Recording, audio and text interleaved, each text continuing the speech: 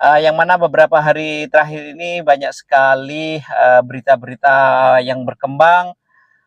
Tentu berita ini adalah berita buruk teman-teman ya, terkait dengan isu keretakan yang terjadi di dalam tubuh timnas Indonesia. Nah, teman-teman percaya atau tidak sih kalau misalnya ada isu-isu semacam ini? Saya pikir ini hoax teman-teman ya. Saya selalu katakan bahwasanya kita akan selalu mengawal timnas Indonesia terus-menerus apapun yang terjadi, seperti yang dikatakan The Professor Tom Hai. Masih ada beberapa supporter-supporter yang suka kemudian mencoba untuk menggiring opini, mencoba untuk bikin framing begitu agar timnas Indonesia itu terkesan tidak solid begitu. Mungkin sesuatu yang kontroversi terkait dengan masih banyak berita-berita yang berseliweran bahwasanya ya seperti yang saya katakan tadi, timnas Indonesia mengalami keretakan antar pemain, antar tim pelatih, dan mungkin juga baik maupun secara untuk PB Bhinneka. Hati-hati di jalan Pak, teruskan perjuangan. Kalau saya sendiri secara pribadi Pak. Assalamualaikum warahmatullahi wabarakatuh. Jumpa lagi teman-teman bersama Biodika Sport Channel. Apa kabar semuanya? Semoga hari ini kita semua sehat dan tentu keluarga. Hari ini kita akan mencoba untuk kembali menjumpai teman-teman semuanya. Tidak lain dan tidak bukan, kita hanya sekedar ingin membahas sedikit tentang timnas Indonesia begitu. Yang mana beberapa hari terakhir ini banyak sekali berita-berita yang berkembang.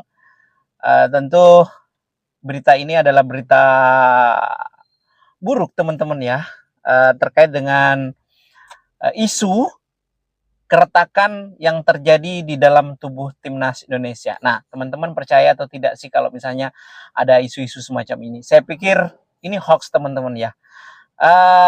Saya selalu katakan bahwasanya kita akan selalu mengawal timnas Indonesia terus-menerus apapun yang terjadi, seperti yang dikatakan The Professor Tom Hai, bahwasanya saya suka Indonesia dengan keramatannya dan supporternya kalah menang kita selalu bersama apapun yang terjadi. Nah, tetapi tidak semua supporter itu bisa seperti yang dikatakan Tom Hai teman-teman ya. Masih ada beberapa supporter yang suka kemudian mencoba untuk menggiring opini, mencoba untuk bikin framing begitu agar timnas Indonesia itu terkesan tidak solid begitu. Mungkin sesuatu yang kontroversi terkait dengan timnas Indonesia tentu adalah sesuatu yang membuat media sosial menjadi naik lagi begitu. Artinya timnas Indonesia ini adalah konsumsi publik yang sangat-sangat baik, sehingga kemudian konten kreator atau siapapun itu mungkin juga mohon maaf nih, oknum begitu, oknum wartawan kadang-kadang juga bikin konten itu yang sedikit supaya kontennya agak sedikit banyak dilirik.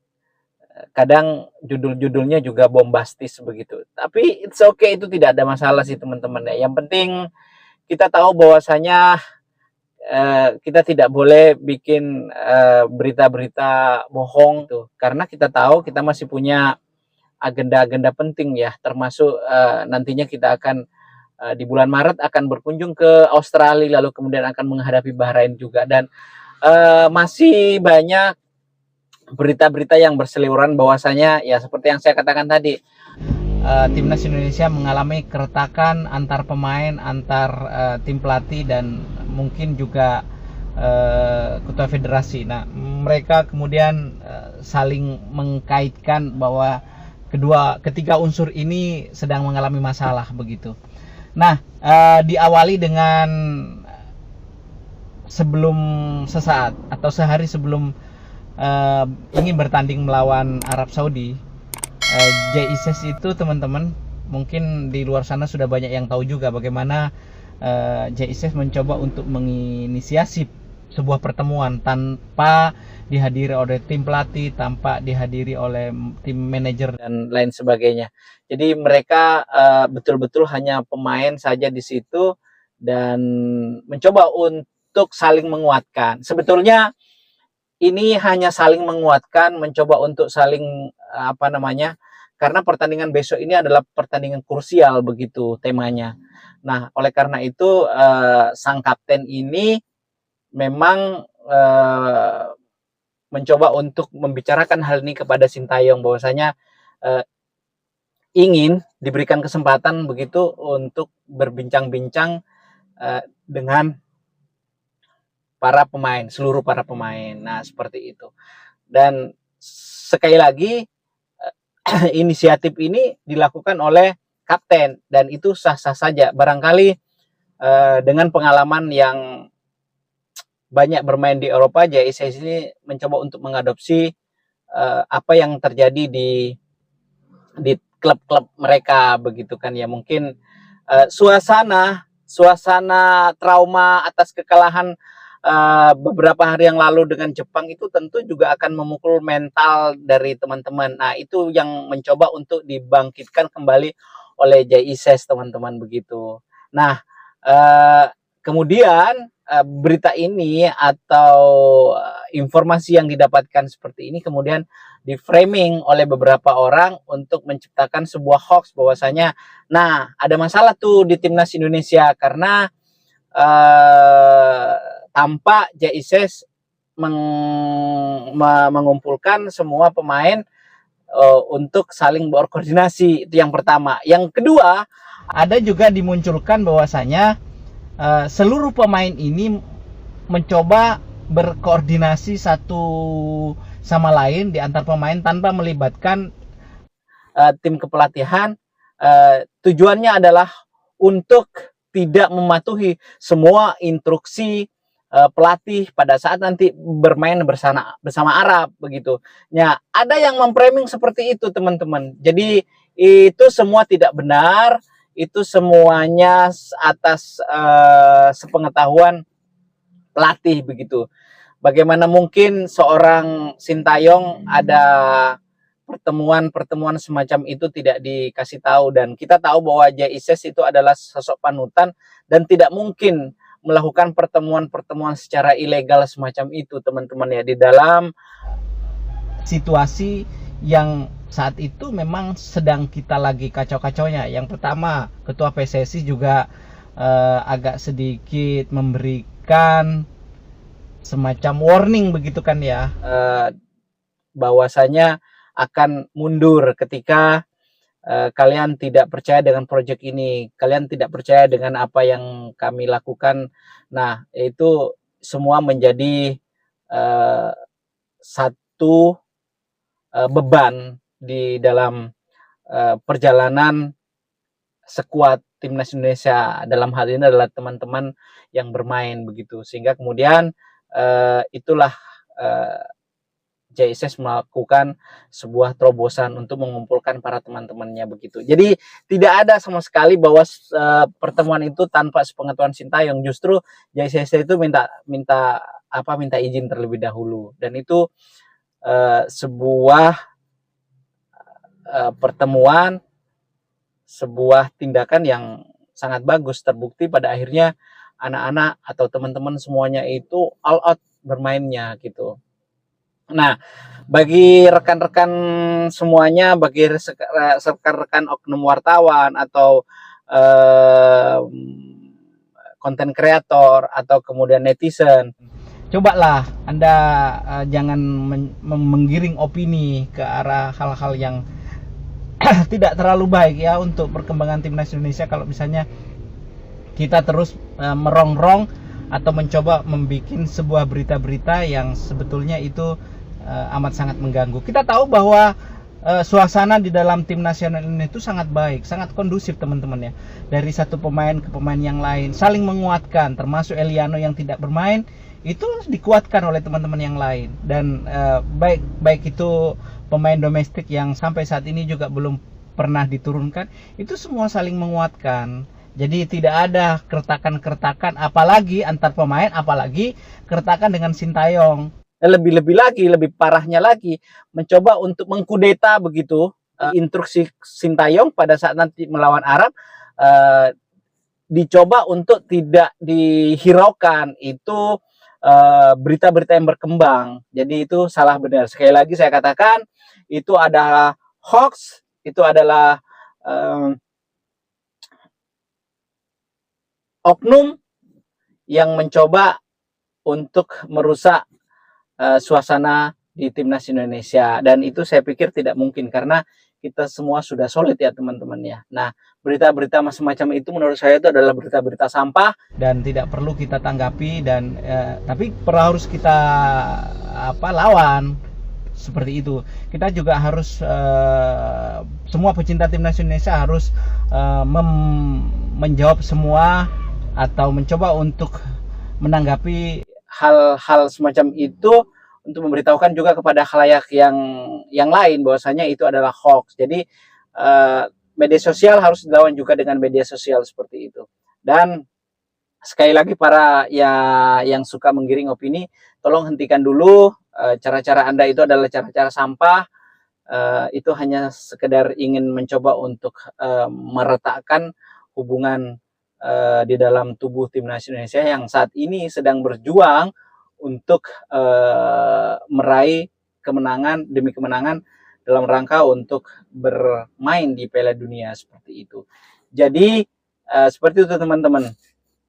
Nah, terkait dengan itu, kemarin sudah dijelaskan juga oleh Coach Nova di beberapa pertemuan-pertemuan bahwasanya itu sudah clear ya, nggak ada masalah. Itu hanya berita-berita yang tidak bertanggung jawab yang dihembuskan oleh orang-orang yang tidak menyukai timnas Indonesia. Lalu kemudian tim manajer juga Bapak Sumarji justru lebih dulu ini mengungkapkan atau menampik berita semacam ini. Bahkan setelah pertemuan begitu teman-teman, Pratama Arhan itu menyampaikan kepada Bapak Sumarji bahwasanya kita hanya saling menguatkan saja, kita hanya saling support antara satu dengan yang lain di dalam pertandingan besok, karena kita tahu bahwa pertandingan besok itu adalah pertandingan yang sangat krusial, kita butuh kemenangan. Nah, seperti itu. Jadi clear teman-teman ya, sudah banyak diklarifikasi dengan oleh orang-orang yang dalam, orang-orang yang berkompeten di dalam tubuh timnas Indonesia. Jadi karena itu saya berharap teman-teman yang ada di luar sana tidak lagi membuat berita-berita tidak penting seperti ini. Ya, cobalah kita bikin berita-berita yang bagus. Nah, akhirnya kita tahu timnas Indonesia bisa memenangkan pertandingan teman-teman, dan ini adalah pertandingan yang match day ke-6 kalau tidak salah ya. Itu adalah pertandingan yang sangat luar biasa yang ditunjukkan oleh timnas Indonesia. Sebelumnya tidak pernah saya melihat memiliki pemain atau permainan timnas Indonesia yang sangat Spartan, yang sangat betul-betul dominan dalam memberikan peluang-peluang di depan gawang. Kali ini betul-betul timnas Indonesia menunjukkan bahwa dia layak untuk tampil di Piala Dunia dari pertandingan kemarin teman-teman. Jadi saya rasa seperti itu. Sekali lagi tolong jangan bikin hoax, jangan bikin sesuatu yang tidak penting, begitu teman-teman. Nah, kemudian terkait dengan kemenangan Indonesia melawan Arab Saudi kemarin, saya juga ingin sedikit memberitahukan bahwasanya sosok pemain dari salah satu pemain dari Al Hilal, siapa namanya saya lupa, Anda bisa cari, yang brewo itu teman-teman, itu menganggap bahwa suasana di timnas Indonesia, suasana di Stadion GBK itu seperti bak neraka teman-teman ya. Jadi kayak mereka itu tidak nyaman bermain di GBK dengan puluhan ribu, 50.000 lebih itu para supporter yang ada di situ. Jadi betul-betul fungsi daripada supporter Indonesia yang kalah itu atau kemarin itu hadir di dalam stadion itu betul-betul mengganggu konsentrasi dari pemain Arab Saudi, teman-teman, begitu. Jadi itulah kekuatan pemain ke-12 yang hadir di dalam stadion GBK kemarin, begitu. Nah, kemudian yang kedua, berita yang kedua saya ingin selipkan di sini, teman-teman, bahwasanya ketika sesaat atau mungkin beberapa jam setelah pertandingan melawan Arab Saudi, itu Tom Hai itu tidak sempat sebetulnya berlama-lama merayakan golnya, teman-teman ya, karena kita tahu Tom Hai itu memang sedang dalam mengalami masalah. Anak tercintanya di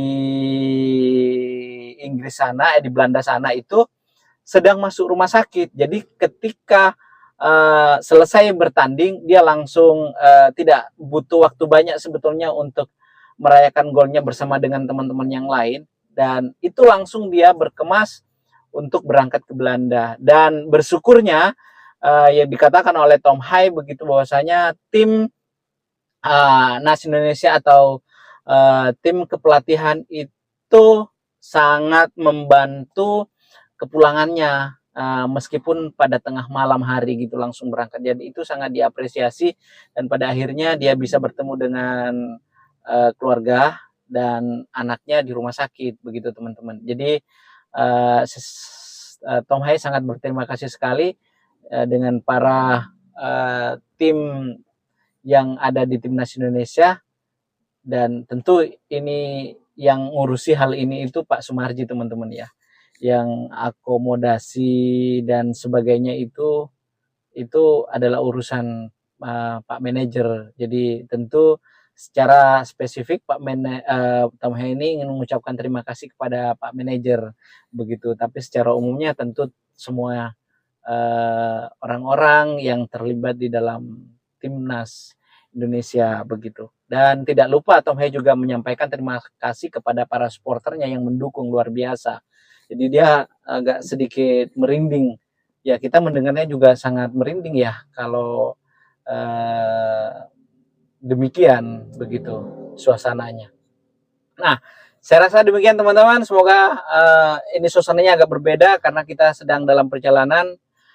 Terima kasih, semoga video ini bermanfaat, dan kita berjumpa di lain kesempatan. Jangan lupa subscribe, komen, dan share video ini jika ini video penting menurut Anda. Dan sampai jumpa. Assalamualaikum warahmatullahi wabarakatuh.